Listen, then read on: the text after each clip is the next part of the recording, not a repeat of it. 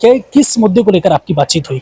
बिल्कुल, जो आजम खान साहब जेल में हैं, अब्दुल्ला हैं, और किस तरीके से उन पर एक के बाद एक झूठे मुकदमों को लादा जा रहा है, उसका निस्तारण कैसे हो, किस तरीके से उसकी रूपरेखा तैयार की जाए, इस पे हुई चर्चा।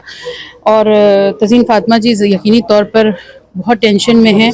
इस टेंशन के माहौल में ये था कि क्योंकि मेरे फादर की डेथ के बाद मेरी उनसे भी मुलाकात नहीं हुई थी, उस वक्त जेल में थी, तो ये एक बहुत ही घरेलू मुलाकात भी थी। और साथ में इन मुद्दों पर भी चर्चा हुई कि किस तरीके से आजम खान साहब को इनके मकड़ जाल से निकाला जाए। अच्छा, बीते दिनों पहले अभी आजम खान साहब का जो हमसफर रिसोर्ट है, तज़ीन फातिमा जी के और बेटे के नाम है, उस पर प्रशासन का बुलडोजर चला है, उसकी बाउंड्री वॉल को गिराया गया है, तो आप इसको किस नज़र से देखती हैं? लखनऊ के अंदर पूरी 1400-1500 मकान की बस्ती को इन्होंने बुलडोज करके गिरा दिया।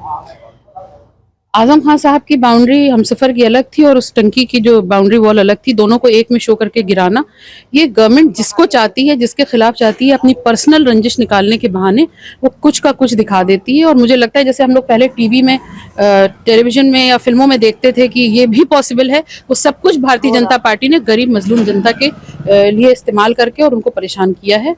और इसका जवाब 2024 में दिया है और पूरा जवाब 2027 में उत्तर प्रदेश की जनता देने वाली है। अच्छा, मेरा एक अंतिम सवाल है आपसे सुमैया जी, हाथरस में इतनी बड़ी घटना हो गई, 121 लोगों की जो जान है वो वहाँ चली गई, ऐसे में जो बाबा हैं उनका नाम तक एफआईआर में नहीं है, उनके सहयोगियों का नाम एफआईआर में है, तो आपको क्या लग रहा है इसके पीछे की क्या वजह हो सकती है? बाबा को कोई बचाने में किसी बड़े आदमी का हाथ लग रहा है? अब आपने खुद ही बता दिया, आपके सवाल का जवाब आपके पास है कि उनके सेवादारों के नाम हैं, लेकिन उन पर्टिकुलर बाबा का नाम नहीं है जिन्होंने उस भीड़ को इकट्ठा करने का पूरा एक वो रचा था।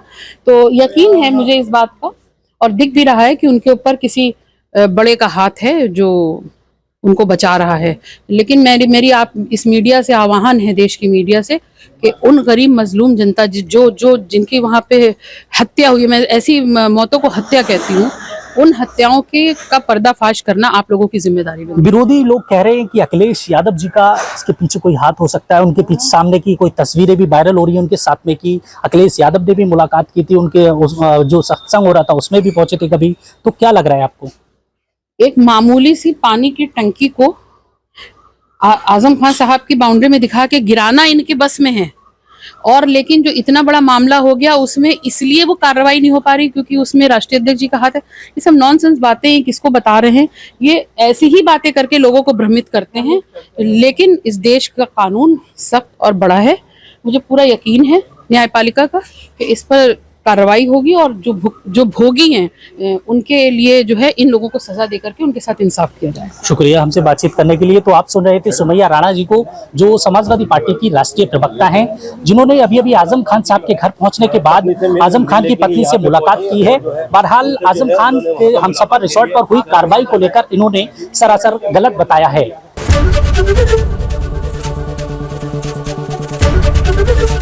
एबीपी गंगा, खबर आपकी, जुबान आपकी।